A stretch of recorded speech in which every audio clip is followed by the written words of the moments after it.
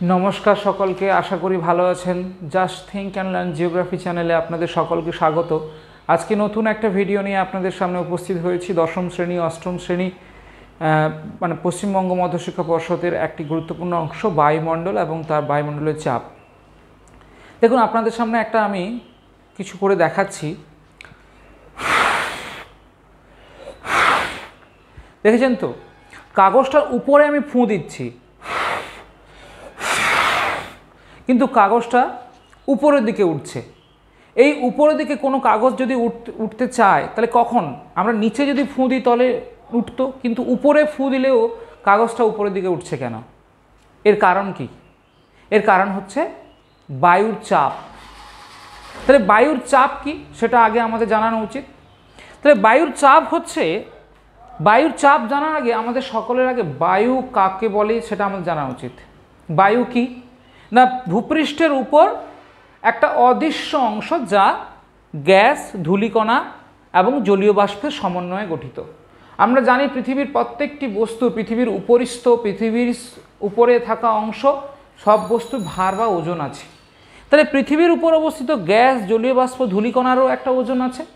তাহলে ওজন বা ভার থাকা বস্তু সে পৃথিবীর উপর একটা বল প্রয়োগ করবে, অভিকর্ষ টানে বা মাধ্যাকর্ষণ টানে। তাহলে এই যে উপাদানগুলো পৃথিবীর উপর বল প্রয়োগ করছে, তাহলে একেই আমরা বলবো বায়ুর চাপ। কি বলছি? বায়ুমণ্ডলীয় উপাদান অর্থাৎ গ্যাস, জলীয় বাষ্প, ধূলিকণাগুলি ভূপৃষ্ঠের উপর যখন বল প্রয়োগ করে তখন তাকে বলা হচ্ছে বায়ুর চাপ। এবারে এই বায়ুর চাপ ঠিক কী রকম হবে? সব জায়গায় তো বায়ুর চাপ সমান হবে না। তাহলে সেই বায়ুর চাপ জলবায়ু, অক্ষাংশ, ঋতু পরিবর্তন এর ফলে এই তিনটি প্রধানের কারণে জলবায়ু, অক্ষাংশ, ঋতু পরিবর্তনে বা সূর্যরশ্মির পতন কোণের ফলে এই যে বায়ুমণ্ডলীয় উপাদানগুলির প্রকৃতির বা অবস্থার পরিবর্তন হয়। প্রকৃতির মানে কেমন? এই উপাদানগুলির প্রকৃতি কেমন হতে পারে? আমরা কি সারা বছর একই ধরনের পোশাক পরি? না। যখনই ঋতু পরিবর্তন হয় আমরা পাতলা জামা, সুতির জামা ছেড়ে আমরা কিন্তু মোটা জামা কাপড় পরতে শুরু করি। আবার গরমকাল চলে এলে পাতলা সুতির কাপড় পরতে শুরু করি। কেন না, নির্দিষ্ট ঋতুতে আমাদের নির্দিষ্ট পোশাকটাই আমাদের শরীরের জন্য খুব উপশম। ঠিক একইভাবে যদি বায়ুমণ্ডলীয় এই গ্যাস, ধূলিকণা বা জলীয় বাষ্প যখন উত্তপ্ত হয়ে যাবে তার যে প্রকৃতি বা অবস্থা, আবার যখন ঠান্ডা হয়ে যাবে তার বা প্রকৃতির বা অবস্থা নিশ্চয়ই একই থাকবে না, ঠিক আমাদের মতো। তাহলে একটা উদাহরণের সাহায্যে বোঝার চেষ্টা করি। কীরকম? আমরা একটা হাঁড়িতে জল ফোটাচ্ছি, তাতে বা ভাত বসিয়েছি, তাতে কি হবে? এই নিচ থেকে যদি আমরা আগুন দিই বা তাপ দিই তাহলে কি হবে? সেই জল ধীরে ধীরে ফুটতে শুরু করবে এবং সেই জল উত্তপ্ত হয়ে সহজে ঊর্ধ্বমুখী হবে, সেখানে কিন্তু নিম্নমুখী হবে না। আবার যদি আমরা প্রেসার কুকারে কোনো কিছু দ্রব্যকে সেদ্ধ করতে বসাই, সেখানেও এই সিটিটা কিন্তু যখন বাজবে সে উপরের দিকে উঠবে এবং তার সঙ্গে বেশি আসা জলীয় বাষ্প সেও ঊর্ধ্বগামী হয়ে যাবে। তাহলে এখানে দুই ক্ষেত্রে কিন্তু এই জলীয় বাষ্পগুলো ঊর্ধ্বমুখী হলো কেন? কারণ এখানে এই জলীয় বাষ্পগুলো দুই ক্ষেত্রে কি হয়েছে? উত্তপ্ত হয়েছে। তাহলে উত্তপ্ত জলীয় বাষ্প বা গ্যাস কি উত্তপ্ত হওয়ার জন্য হালকা হয়েছে, তাই সহজে কিন্তু ঊর্ধ্বমুখী হয়েছে। তাহলে আমরা এইটুকু জানলাম যে ঊর্ধ্বমুখী গ্যাস, জলীয় বাষ্প, ধূলিকণা বায়ুমণ্ডলেও যদি হালকা হয় তাহলে সে পৃথিবীর উপর থেকে উপরের দিকে উঠতে শুরু করবে, ঊর্ধ্বমুখী হবে। তাহলে সেখানে পৃথিবীর উপর বেশি বল প্রয়োগ করতে পারবে না। তাহলে স্বাভাবিকভাবে এই দুটোর সঙ্গে যদি আমরা মেলাতে যাই, যে অঞ্চলে বায়ু উত্তপ্ত হয়ে যাচ্ছে সেই অঞ্চল থেকে বেশি বল প্রয়োগ করতে পারছে না, অর্থাৎ বায়ু ঊর্ধ্বমুখী হচ্ছে, তাহলে সেখানকার বায়ুর চাপটা কেমন হবে? নিম্ন বা হালকা চাপ, কারণ বেশি বল প্রয়োগ করতে পারছে না। ঠিক একইভাবে সেই অঞ্চলের বায়ুর বৈশিষ্ট্য কেমন হবে বা বায়ুমণ্ডলীয় উপাদানগুলির বৈশিষ্ট্য কেমন হবে? উষ্ণ। সেখানকার বায়ুমণ্ডলীয় গ্যাস, ধূলিকণা, জলীয় বাষ্প কেমন হবে? প্রসারিত হবে, ঊর্ধ্বমুখী হবে এবং বায়ুর স্রোত লক্ষ্য করা যাবে। আমাদের মনে রাখতে হবে যে যখন এই বায়ুমণ্ডলীয় উপাদানগুলো অনুভূমিকভাবে প্রবাহিত হয় এক ভূপৃষ্ঠের সমান্তরালে তখন তাকে বলে বায়ু প্রবাহ, কিন্তু যখন ভূপৃষ্ঠ থেকে সোজাসুজি উলম্বভাবে ঊর্ধ্বমুখী হয় তখন কিন্তু তাকে কি বলা হচ্ছে? তাকে বলা হচ্ছে বায়ুর স্রোত। এটা কিন্তু আমাদেরকে মনে রাখতে হবে। এরপরে আমরা চলে আসি যে আমরা একটা, তাহলে এটা একটা চাপ পড়লাম নিম্নচাপ। এবারে আর একটা ডিফারেন্ট, ধরুন যেখানে প্রচুর ঠান্ডা, যেমন ধরুন আমরা একটা বাটিতে বরফের বড় টুকরো রেখেছি, তাহলে সেই বরফের ঠান্ডার প্রভাবে বাটির চারিপাশে দেখুন জলকণা বেরিয়ে আসবে, আমরা নিজের সাধারণভাবেই জানি। তাহলে সেই জলকণাগুলো কি উপরের দিকে উঠতে শুরু করে বাষ্প হয়ে? নিশ্চয়ই না, পরপর নিচের দিকে নেমে আসে, নিচের তলার কাছাকাছি এটা ভিজে যায়। যেখানে বাটিটা রাখি সেই তলাটা ভিজে যায়, কেন? সেই জলীয় জলটা ঠান্ডা ভারী, তাই সেই তলাটা বা যেখানে আমরা মেঝেটাতে রেখেছি সেই ভারী জায়গাটাকে ভিজিয়ে দেয়। তার মানে যেখানকার এই বায়ুমণ্ডলীয় উপাদানগুলো ঠান্ডা হবে, শীতল হবে, সেখানে ভূপৃষ্ঠের উপর বেশি বল প্রয়োগ করবে, তাহলে সেখানকার চাপটা বেশি হবে, সেখানকার চাপটা ভারী হবে। তার মানে সেই বায়ুমণ্ডলীয় উপাদানগুলির বৈশিষ্ট্য কেমন হবে? সংকুচিত হবে, শীতল হবে, নিম্নমুখী হবে বা অনুভূমিক হবে এবং বায়ু প্রবাহ ঘটবে। তাহলে উচ্চচাপযুক্ত বায়ুর দ্বারাই কিন্তু বায়ু প্রবাহ ঘটে এবং নিম্নচাপযুক্ত বায়ু দ্বারা কিন্তু কি হয়? বায়ু ঊর্ধ্বমুখী হয়, বায়ু স্রোত লক্ষ্য করা যায়। তাহলে এতক্ষণ আমরা বুঝতে পেরেছি। এরপরে আসছে যে এই বায়ুর চাপ বলয় কি, আমরা আজকে সেটা জানব। এখন আমরা জানব বায়ুর চাপ বলয়, মানে এই যে চাপ যখন পৃথিবীর উপর বল প্রয়োগ করছে, কোথাও নিম্নচাপ কোথাও উচ্চচাপ, কিন্তু এই যে চাপটা যখন বলয় আকারে পৃথিবীর চারিদিকে অবস্থান করছে তখন তাকে বলা হচ্ছে চাপ বলয়। তাহলে আমরা জেনে নিই কি বলছে না, সমবৈশিষ্ট্য সম্পন্ন বায়ুমণ্ডলীয় উপাদানগুলির চাপযুক্ত অঞ্চল পৃথিবীর চারিপাশে বলয় আকারে অবস্থান। তাহলে সমবৈশিষ্ট্য বায়ুমণ্ডলীয় উপাদানগুলি যেখানে যেমন চাপ তার বৈশিষ্ট্য নিশ্চয় সমান হবে, তাই লিখেছি সমবৈশিষ্ট্য সম্পন্ন বায়ুমণ্ডলীয় উপাদানগুলি চাপযুক্ত অঞ্চল যখন পৃথিবীর চারিপাশে একেবারে বলয়ের আকারে অবস্থান করবে তখন তাকে আমরা বলবো বায়ুর চাপ বলয়। এবারে এই পৃথিবীর বায়ুর চাপ বলয়গুলো কিন্তু কি, এই এখানকার উচ্চচাপের যা বৈশিষ্ট্য সেখানে হবে উচ্চচাপ বলয়, নিম্নচাপের যা বৈশিষ্ট্য সেই বৈশিষ্ট্যকে নিয়ে সেই বলয় আকারের অবস্থানটাকে বলা হবে নিম্নচাপ বলয়। তাহলে আমরা এখানে দেখব যে কোথায় কোন ধরনের বায়ুচাপ বলয় লক্ষ্য করা যায়। এবারে পৃথিবীতে আমরা জানি কটি বায়ুচাপ বলয় রয়েছে? 7টি। কিন্তু সেই 7টি বায়ুচাপ বলয় কি উচ্চচাপ? সেই 7টি বায়ুচাপ বলয় কি নিম্নচাপ? তাহলে সেটা আমরা কিন্তু জানব। আমি এখানে দেখুন অক্ষরেখার ভিত্তিতে আমি এখানে বায়ুচাপ বলয়গুলো কিন্তু লিখেছি, কিন্তু সেই বায়ুচাপ বলয়গুলো কি উচ্চচাপ কি নিম্নচাপ সেটা লিখিনি। সেটা কিন্তু আমরা নিজেরা বৈশিষ্ট্যের মাধ্যমে, যে সেখানে কি সূর্যরশ্মির পতন কোণ কেমন, সেখানে জলভাগের অবস্থান কেমন বা কি কি বৈশিষ্ট্য আছে যার ভিত্তিতে সেখানে উচ্চচাপ হবে নাকি নিম্নচাপ হবে, সেটা কিন্তু আমরা আলোচনা করেই সেই অংশে সেই চাপ বলয়টাকে নির্ণয় করব। তাহলে চলুন জেনে নিই একে একে করে কি কি বৈশিষ্ট্যের জন্য কি কি চাপ বলয় সৃষ্টি হয়। তাহলে আমরা চলুন প্রথমে যে বায়ুচাপ বলয়টা রয়েছে সেটার কথা আমরা জেনে নেব। সেটা হচ্ছে নিরক্ষীয় চাপ বলয়। যেহেতু নিরক্ষীয় অঞ্চল রয়েছে, আমাদের নিরক্ষরেখা মাঝামাঝি রয়েছে, নিরক্ষীয় চাপ বলয়। কিন্তু এই চাপ বলয়টা কেমন, নিম্নচাপ না উচ্চচাপ, সেটা আমাদের জানতে হবে। তাহলে সেটা কোথায় না, আমাদের ভূপৃষ্ঠের উপরে বা পৃথিবীর 0 ডিগ্রি থেকে 5 ডিগ্রি উভয় গোলার্ধে যে চাপ বলয় অবস্থান করে তাকে বলা হচ্ছে নিরক্ষীয় চাপ বলয়। কিন্তু সেই চাপ বলয়টা কেমন, প্রথমে আমরা তার বৈশিষ্ট্যটা আলোচনা করি। নিরক্ষীয় অঞ্চলে সূর্যরশ্মি কেমনভাবে পড়ে? লম্বভাবে পড়ে। তার মানে লম্বভাবে পড়ে মানে তাপ কম না বেশি? নিশ্চয়ই তাপ বেশি। তাহলে আমরা লিখি তাপ বেশি। তাহলে তাপ বেশি মানে বায়ু সেখানে উষ্ণ হবে না শীতল হবে? উষ্ণ হবে। উষ্ণ হলে হালকা হবে না ভারী হবে? না, এখানে হালকা হবে। তাহলে নিম্নচাপের বৈশিষ্ট্যের মধ্যে কিন্তু যাচ্ছি আমরা, হালকা হলো উষ্ণ হলো। আরও বৈশিষ্ট্য পড়ি, বলছে এখানকার বায়ু আর্দ্র। কেন না, নিরক্ষীয় অঞ্চলে আমাদের মনে রাখতে হবে জলভাগের পরিমাণ কিন্তু বেশি। তাহলে জলভাগের বেশির উপর বায়ুর কি সম্পর্ক না, বায়ু যখন তাপ গ্রহণ করবে প্রবল উত্তপ্ত হয়ে যাবে, সে তখন নিজেকে ঠান্ডা করার জন্য জলের কাছাকাছি যাবে, আর জল অনেক তাপ ধরে রাখতে পারে। তাহলে সেই বায়ু যখন জলকেও উত্তপ্ত করবে, সেই উষ্ণ বায়ু, তখন সেই জল অনেকক্ষণ তাপ ধরে রেখে সেই বায়ুকে বাষ্পে পরিণত করে, মানে সেই বায়ু জলকে বাষ্প আকারে নিয়ে গিয়ে অনেক উপরে চলে যেতে পারবে। কেন?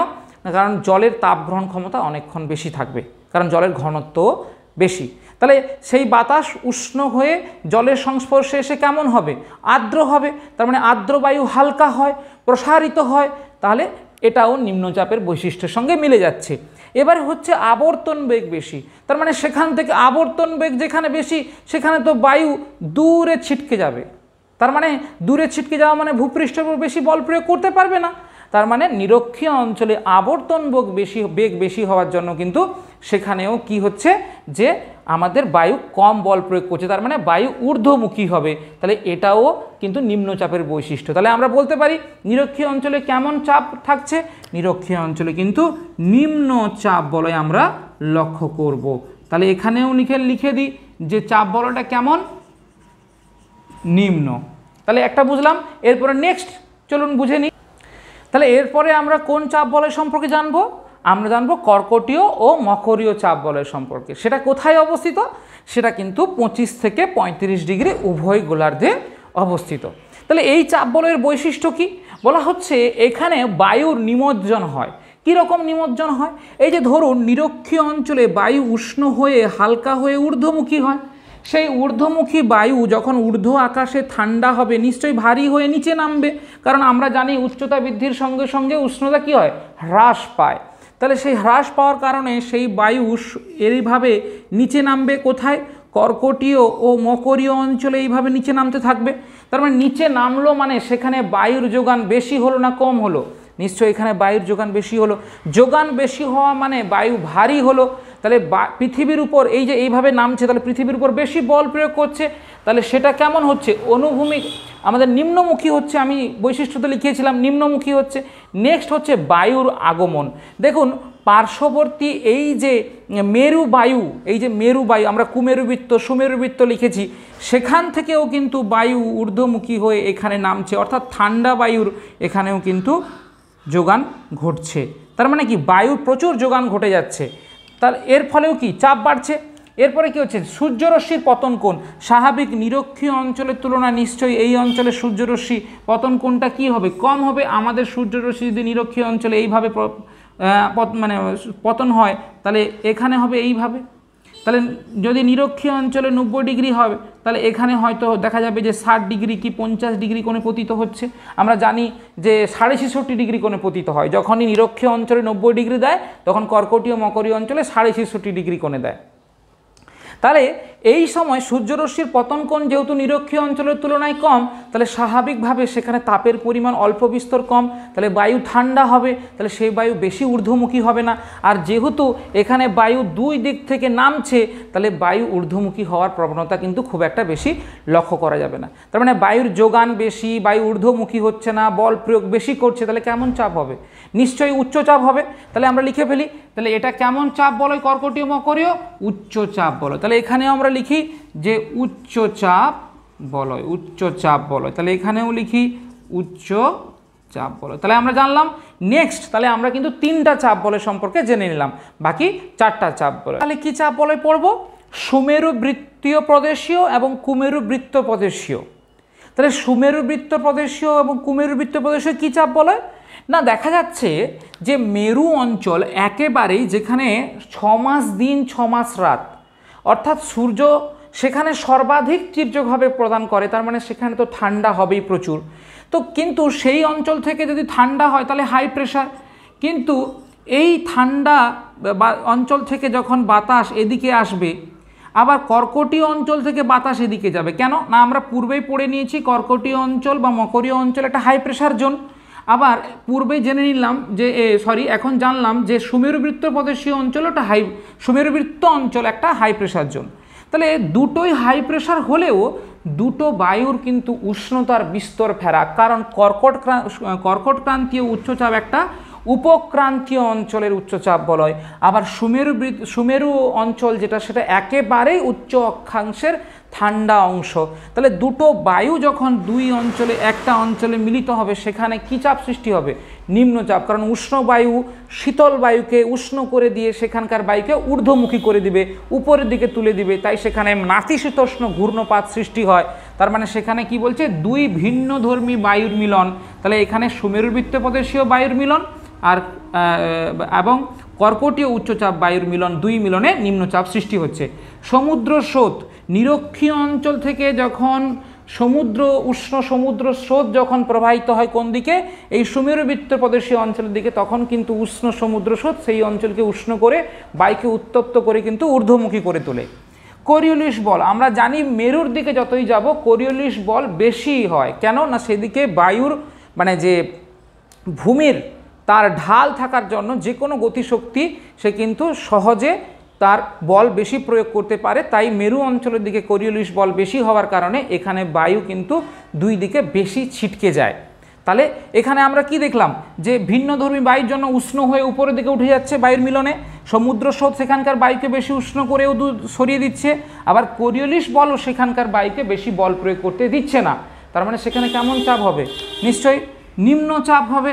তাহলে এখানেও লিখে ফেলি নিম্ন, এখানেও লিখি, তাহলে সুমেরু এবং কুমেরু বৃত্ত প্রদেশীয় এখানেও নিম্নচাপ বলয় আমরা লক্ষ্য করলাম।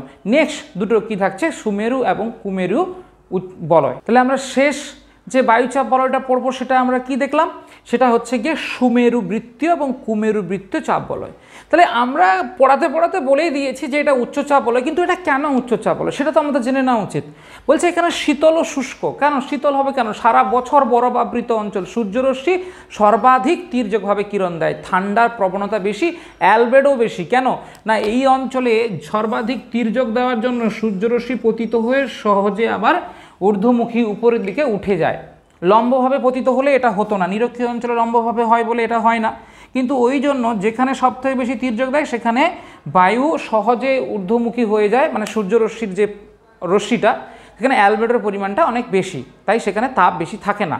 তাই আমাদের মেরু সর্বাধিক মেরু অঞ্চলে এই পরিস্থিতি লক্ষ্য করা যায়। তার মানে সেখানে বায়ু তাপ বেশি থাকে না, তাহলে বায়ু শীতল হয়, শীতল মানেই শুষ্ক হবে, শুষ্ক মানেই ভারী হবে, ভারী মানেই আমাদের ভূপৃষ্ঠের দিকেই চাপ প্রয়োগ করবে, তার মানে উচ্চচাপ হবে। নেক্সট হচ্ছে বায়ুর নিমজ্জন। দেখুন এই অঞ্চল থেকে বায়ু কি হচ্ছে, এই অঞ্চলে গিয়ে নামছে, কারণ এই অঞ্চলে তো ঊর্ধ্বমুখী হচ্ছিল, আবার এই অঞ্চল থেকে গিয়ে এই অঞ্চলে নামছে। তাহলে স্বাভাবিকভাবে এই অঞ্চল থেকে যদি বায়ু এখানে নামে, তাহলে আবার কর্কটীয় মকরীয় অঞ্চলের মতো এখানেও বায়ুর যোগান বেশি হবে, তার মানে এখানেও চাপটা বেশি প্রয়োগ করবে। আমরা পূর্বেই বলেছি সূর্যরশ্মির পতন কোণ এখানে সর্বাধিক, তার মানে এখানে তাপের পরিমাণ খুবই কম। তাহলে এখানে কি চাপ লক্ষ্য করা যাবে, স্বাভাবিকভাবে এই বৈশিষ্ট্য শীতল সংকুচিত অনুভূমিক প্রবাহ, তার মানে এটা হবে উচ্চ চাপ। তাহলে এটা উচ্চ চাপ, তাহলে এটাও উচ্চ চাপ। তাহলে আমরা 7টা বায়ুচাপ বলেই পড়লাম। 7টা বায়ুচাপের মধ্যে কটা উচ্চচাপ, সুমেরু বৃত্ত কুমেরু বৃত্ত উচ্চচাপ, কর্কটীয় মকরীয় উচ্চচাপ 4টা উচ্চচাপ, আর 3টা নিরক্ষীয় নিম্নচাপ বলয়, সুমেরু এবং কুমেরু বৃত্ত প্রদেশীয় নিম্নচাপ বলয়। ঠিক আছে, তাহলে আমরা বায়ুচাপ বলয়টা জানলাম। তো আশা করি ভালো লাগলো বা বোঝাতে পেরেছি। যদি কোনো অসুবিধা থাকে তাহলে কমেন্ট বক্সে কমেন্ট করে জানান, লাইক বা ডিসলাইক হলেও জানান। আর পরবর্তী কি ধরনের ভিডিও প্রয়োজন তার জন্য আমি কমেন্টের অপেক্ষায় রইলাম। চ্যানেলটাকে সাবস্ক্রাইব করবেন, লাইক করবেন, শেয়ার করবেন, কমেন্ট করবেন। আর আপনারা সকলে ভালো থাকবেন এইটুকু আশা রেখে বিদায় নিচ্ছি। পরবর্তী ভিডিও আবার আসছি। ধন্যবাদ।